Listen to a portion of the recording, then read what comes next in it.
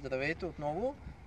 Пак по повод това, че има доста запитвания вече за темата стретчинг или казано на български разтягане.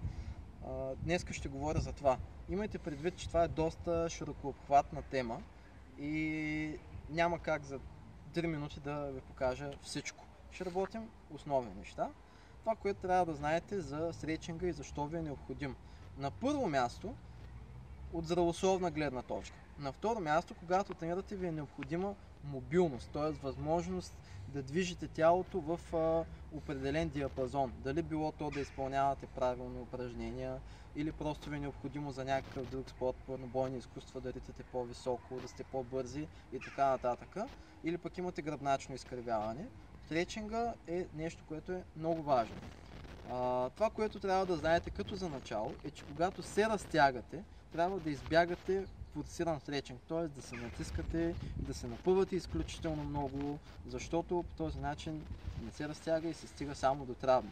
Основното, което трябва да се знае, е, че при разтягане трябва да дишаме спокойно и да отпускаме максимално мускулатурата, която разтягаме. Това, с което може да започнете, дали било то преди тренировка или сутрин, когато станете, за повишаване на базова мобилност, е следното. Първо упражнение е момента, в който акцентираме на подтягане на цялото тяло. Краката са изпънати. Можем да го изпълняваме навсякъде. Изпънати един до друг. От това положение отпускаме кръста надолу. Колкото ви позволява толкова. Без да натискате допълнително. Важно е да държите краката изпънати през цялото време. Това нещо не трябва да го има. Изпънати и отпускаме. Важният елемент при разтягане е в момента, в който издишаме, просто да отпускаме тялото надолу. Той ще се опитам да ви го покажа. От тук, в момента, в който издишам, отпускам тялото надолу.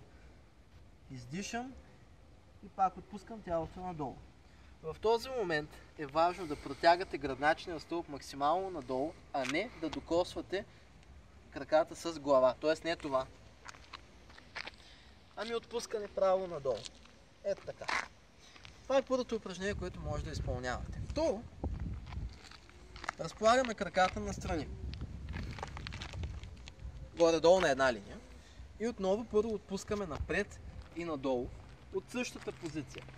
Пак се стараем да държим краката прави и да протягаме кръста максимално надолу. След което можем да направим същото с акцент към единия крак. Навеждаме се максимално, задържаме и дишаме.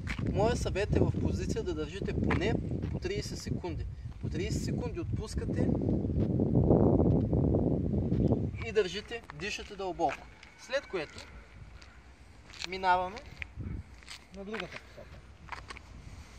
Отново по същия начин дишаме и задържаме. След това можем да се изправим, да разпуснем малко краката и да направим още 2-3 серии, пак по 30 секунди. Също така, алтернатива на тези упражнения да бъдат изпълнени на земя. Тоест, в случая,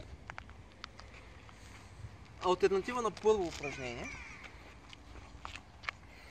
сядаме, краката са насочени задължително нагоре. Не така и не, значи, тази позиция е неправилна. Тази също. Ето така. Нагоре. След което се стараем да държим отново краката изпънати. Не по този начин. И сега, според зависимост от възможността ви. Ако нямате много гъвкавост, хващате ето тук в основата на краката. Протягате гръбначния стълб максимално напред, изправяте се, не сте изгърбени и задържате така по 30 секунди. Ако имате възможност, вече е хубаво да хванем пръстите на краката. Ето по този начин и да отпуснем максимално напред и надолу. Също така може да правите обтягане на пръстите нагоре. По този начин ще обтегнем и пръстите и отпускаме. След това можем да слезем малко по-надолу и да отпуснем. По този начин ще развием базова гъвкавост на тялото. Това помага за разтягането на цялото тяло по продължение на гръбначния стълб включително и задната част на бедрата, и идеално за добиване на базова гъвкавост и мобилност. В част от следващите видеа ще ви покажа по-сложни комплекси за разтягане и упражнения и още повече похвати, които да използвате. Ако имате нужда от съвет или искате да ви покажа нещо друго свързано с разтягане, моля да оставите вашите предложения долу в коментарите. Ако ви харесал, споделете.